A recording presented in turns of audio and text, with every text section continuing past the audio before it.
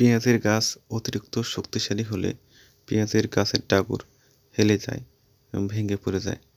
এ সময় কৃষকের অনেক ক্ষতি হয়।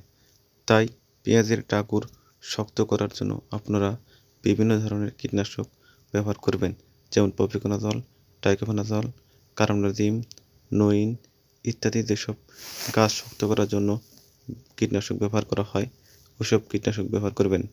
আর খেয়াল রাখবেন এসব ওষুধ যেন মাটি শুষ্ক থাকা অবস্থায় স্প্রে করুন, যেন শক্ত থাকা অবস্থায় স্প্রে করুন।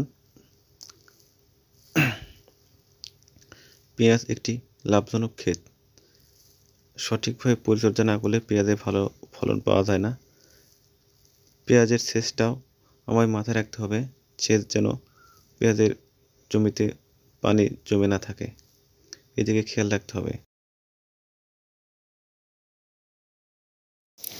পেঁয়াজের জমিতে পানি বেশি হলে পেঁয়াজের ডাগর মাথা পুড়ে যায় এবং আস্তে আস্তে পচে যায় এবং কৃষক অনেক ক্ষতিগ্রস্ত হয়।